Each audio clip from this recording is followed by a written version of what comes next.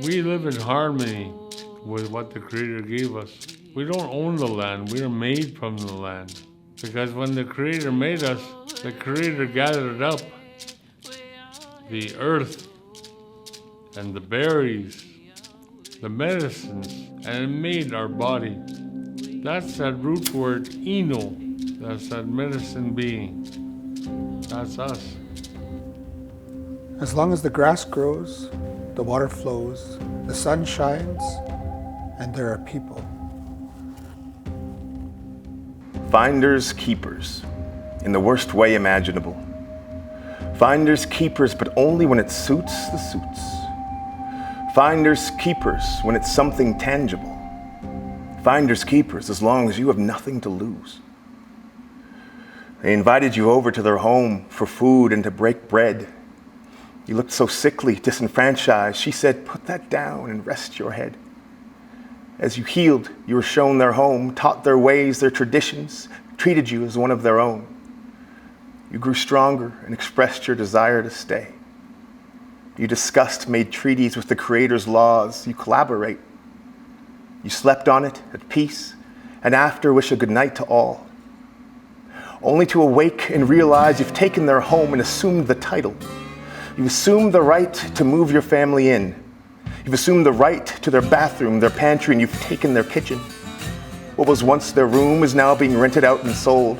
What was once their backyard is now being divided and rezoned. You've assumed the right to move them into the attic. No warning, no discussion, just chaos and panic. Far out of sight they were, small, compact, and sleepless. When they yelled down, "What happened, friend?"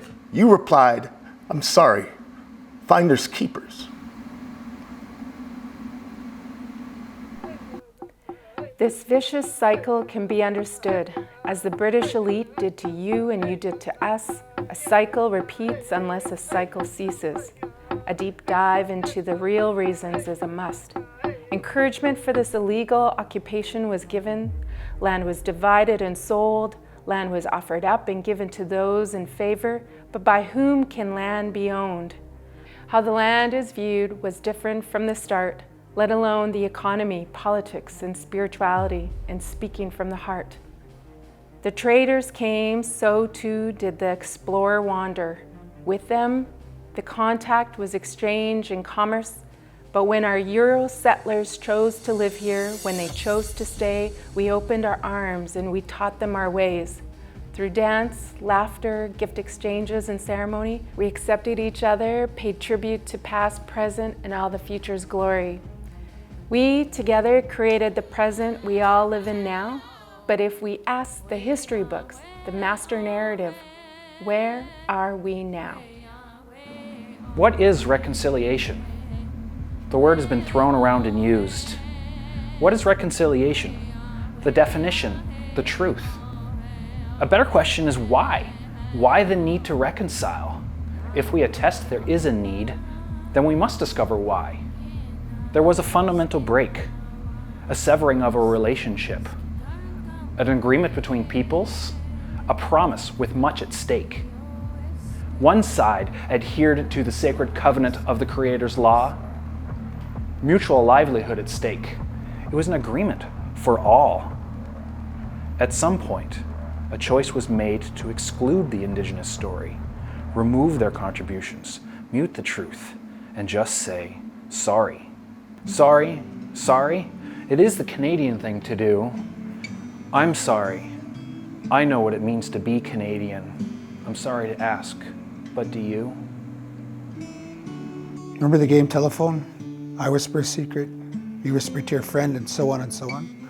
When the time comes to hear what is said, it's almost always mangled and far from its original truth. First Nations, Métis, and Inuit peoples have been whispering our truths for hundreds of years, only to have the game of telephone distort our story and omit our truths. Ultimately, to the death of our culture, our languages, and our people. The problem is, this isn't a game. This is our life. This is your life. The Great Turtle Island is waiting. Excuse me, I'm sorry. It was my fault. No, after you. Did you catch the game? Leafs fan? No?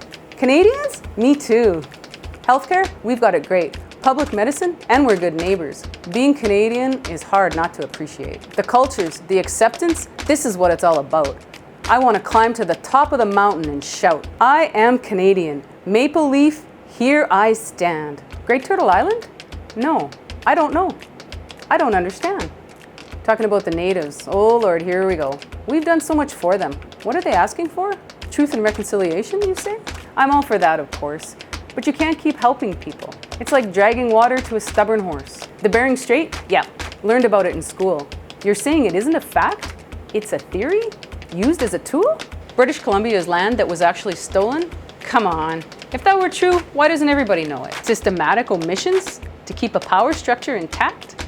Feels like a conspiracy theory to me. Can't say I buy that. What does it mean to be Canadian? It is what it means to me. I'm not interested in a new narrative. I'm not interested in your pain. I'm interested in me. What we need to accept is that we are born of the land, but from the land we are not. We are the descendants of settler colonizers, but colonizers we are not. Full stop. Our people came via poverty, ill health, and economic exploitation.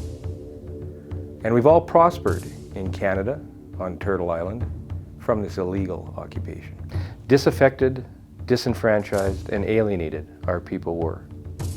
Olive branches of acceptance, sharing, and love became our cure.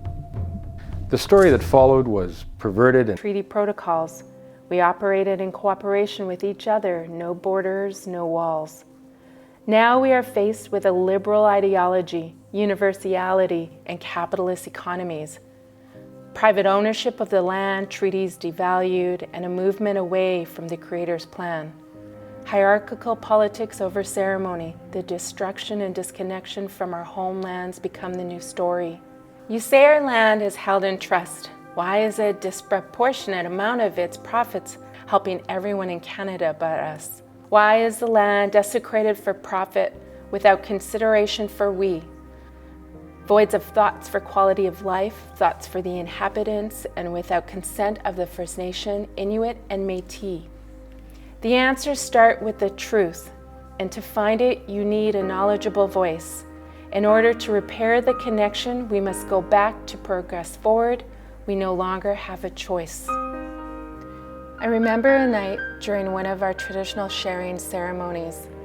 The barriers were removed, eliminated, through prayer, feasting, singing, and dancing. Strangers became friends. It was a homecoming for all people, and I knew they would all return to the Great Turtle Island. Every other colonized place has had their post-colonial voice, a voice to re-educate, to clear confusion, and reduce the noise. We all have different stories, and each are equally valid, but without proper representation from the top down, we will never achieve balance. As we strive to reconcile, we must ask, who or what is our desired target? Do we focus on the human-to-human cracks, or is it the land we must resolve with? Do we teach patience, respect, and love to people and earth? What is the best method to locate the root, the source of the hurt? Without focused in-the-know research to uncover the medicine for the people, We may be forced to repeat our history, the illegal occupation, the sequel. The sun still shines, the waters still flow, the grass still growing, and there are our people. We still have time. And we're still here, and we're still the owners of this land, but not in a European sense of owning, because we are made from this land. At the end of time, we go back to this land, and we nourish this land. So we're part of the cycle of life that continues on this land.